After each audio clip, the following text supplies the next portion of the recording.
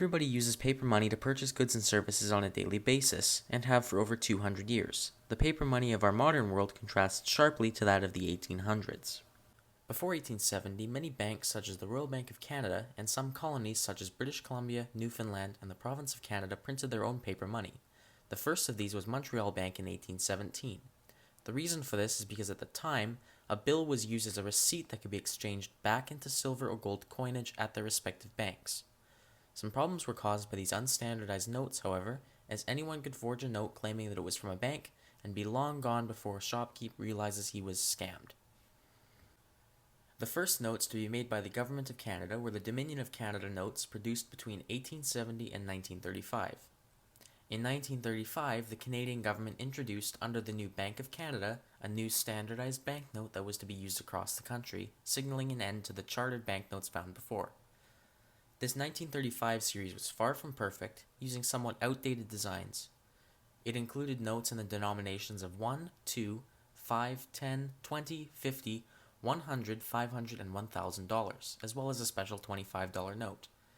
Each note was printed in both English for the majority of Canada and French for Quebec. The 1936 death of King George V, who was present on the old 1935 series bills, kicked off a new series which was supposed to have shown Edward VIII, but was changed after his abdication that same year to feature the newly crowned King George VI. These new notes were very similar in design to their predecessors, though the new king was placed in the center. Some of the reverse designs were swapped around, and these new notes were now printed with both English and French on the same notes, in denominations of 1, 2, 5, 10, 20, 50, 100, and $1,000. The $500 bill was not carried over to the series, as it was only used as a bridge from the former Dominion of Canada notes, which contained that denomination. With the death of King George VI, much like his father before him, a new series of notes following the same denominations as the notes before them was introduced. To date, this is the last time a change in design coordinated with the death of a monarch. These new 1954 notes featured Queen Elizabeth II, much younger at the time. This new series of notes was dubbed the Canadian Landscape Series after their wonderful reverse designs.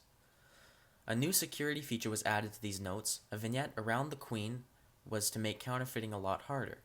By around 1967, however, these notes came to be heavily counterfeited. The first runs of these notes were inadvertently designed with what appeared to be the devil's face present in the Queen's hair. After public outcry, these notes were swiftly replaced. In 1967, the Bank of Canada released a pair of special dollar bills to commemorate Canada's centennial. It is said that everybody has one of these, as they were very widely produced. Following the heavy counterfeiting of the previous series, the new Scenes of Canada notes were released in 1969. These notes signified a complete shift in banknote security and design, introducing colorful wavy patterns and other small design differences. These notes started a new trend of having prime ministers present on the notes rather than the majority having the current monarch. These notes were released in the same denominations as the 1954 series, except for the $1,000 bill. This series was also the last to contain a $1 bill, as it was replaced by the new $1 coin, called a loonie for the loon on its reverse face. These notes were eventually replaced again in 1986 with even more secure notes called the Birds of Canada series for the birds present on the reverses, again featuring past prime ministers. These notes came in denominations of 2, 5, 10, 20, 50, 100, and a newly reintroduced $1,000 bill. This was the final series with a $2 note replaced by the $2 coin called a toonie in 1996. The most notable security features introduced in this series were microprinting, raised ink, and a foil patch on notes higher than $20. These notes were the first to introduce an accessibility feature where the device could read a pattern on the bill's edge and speak the value of the note out for those who are visually impaired. The next series to be released was in 2001, with only a $5 and $10 note that featured many of the same features as before but with an updated design.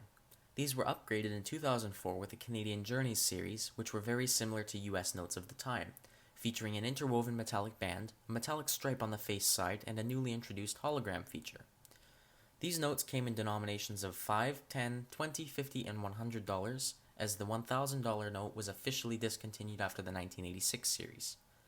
These notes continued the accessibility features of the previous notes, though this time with braille cells of 6 dots, 1 for the 5, 2 for the 10, 3 for the 20, 4 for the 50, and 2 spaced far apart for the 100. The decision was made to use 6-dot cells rather than regular braille numbers for the portion of those who were blind, that cannot actually read Braille. The 2011 series, called the Frontiers series, introduced polymer rather than the cotton notes that came before. This Australian invention of the 1980s gave us the most secure and longest lasting notes of all time. These notes came in the same denominations as before, with the same Braille feature. Alongside these notes came two commemorative ones in 2015 and 2017. The 2015 $20 note was introduced as the Queen became the longest reigning British monarch, and the 2017 $10 note as Canada reached its 150th birthday. These notes have begun to be counterfeited more and more as the years go on, so it is time for a new series.